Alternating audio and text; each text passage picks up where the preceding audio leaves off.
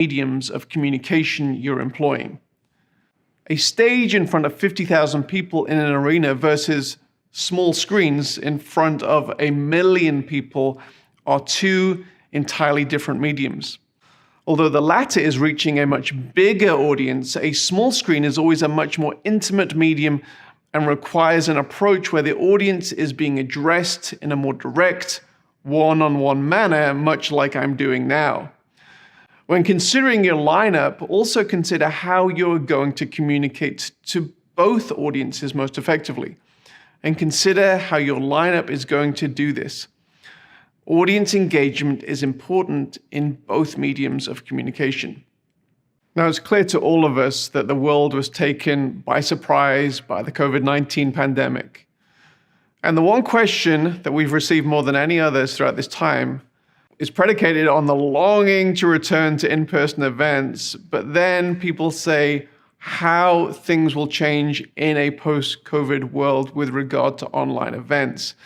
And our response has long been that we also long for the return to in-person events that we're seeing now.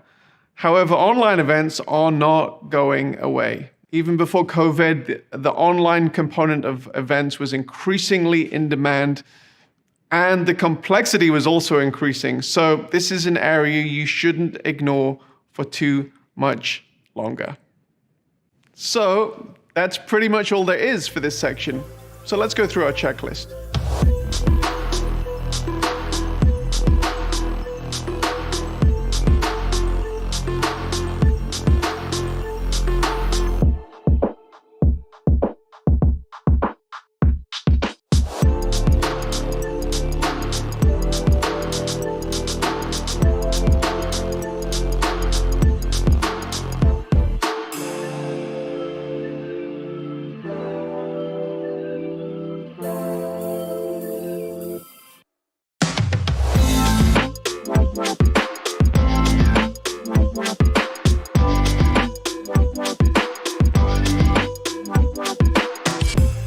So, you figured out the reasons why you're doing your event.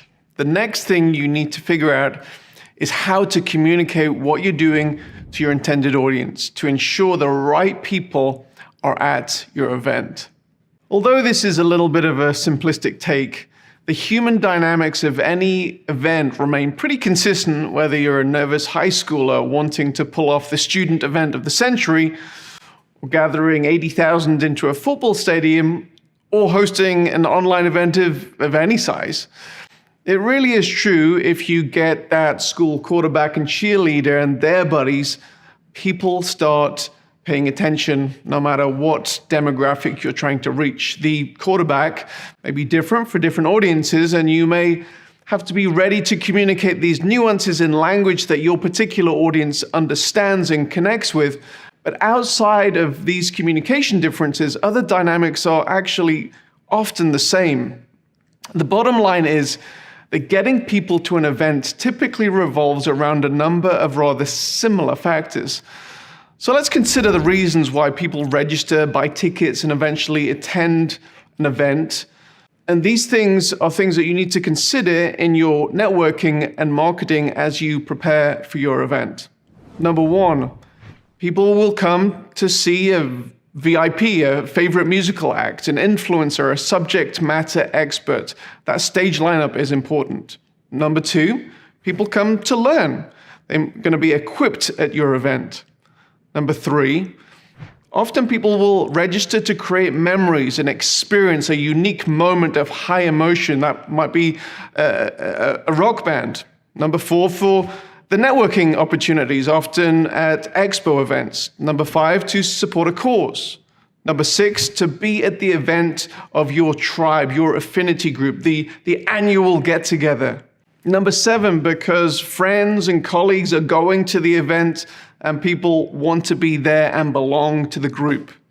Number eight, people go to be inspired and get a kickstart, a kick up the backside in a particular area. And number nine, people go to be entertained. Often the reasons why people eventually attend are a combination of a number of these factors, and even more mundane reasons can just nudge a person over that finish line into actually buying a ticket. Now, we've talked about marketing, and it may start with emotion, narrative, and vision, and these are all great things, but the mechanics of getting the right amount of people to your event are just that, mechanics.